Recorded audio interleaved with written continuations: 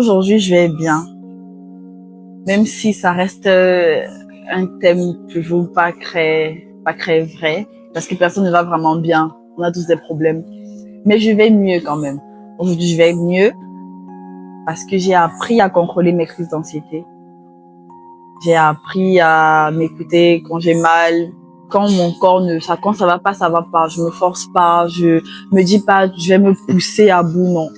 J'accepte que je suis anxieuse, j'accepte que j'ai peur d'une situation.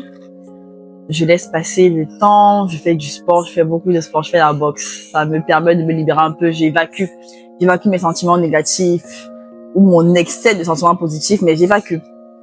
Donc, je fais du sport, je mange beaucoup, mais je vous conseille pas.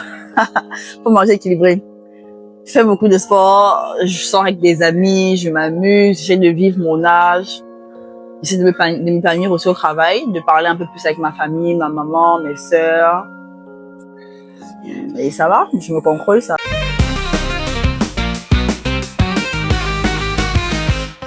J'ai voulu parler avec vous aujourd'hui, j'ai voulu partager mon histoire et mon expérience parce que pour moi, ça a été très difficile d'affronter ça. Autour de moi, personne ne m'en a jamais parlé. Vous savez, la dépression, l'anxiété, c'est pas trop pour nous ici au Cameroun. Donc, j'ai voulu que d'autres personnes de mon âge ou qu'importe se rendent compte qu'il y a des gens qui vivent la même chose qu'eux. Il y a des gens qui ont traversé les mêmes choses qu'eux et qui aujourd'hui vont mieux.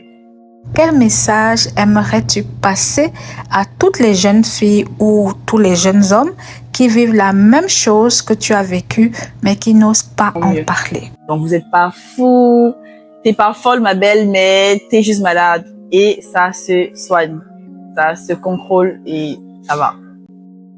Vivre chaque jour avec la boule au ventre, le cœur qui bat fort et cette peur qui ne veut pas partir. Vous avez suivi le témoignage de cette jeune dame très intéressante et d'ailleurs très courageuse. Nous ne pouvons que la féliciter pour ce qu'elle a voulu faire aujourd'hui en prenant la parole pour briser le tabou sur la santé mentale et le fait de consulter des spécialistes. Car vous l'avez bien entendu, oui, elle a consulté et cela l'a beaucoup aidée. Les troubles anxieux font partie de ce qu'on appelle d'ailleurs les maladies mentales.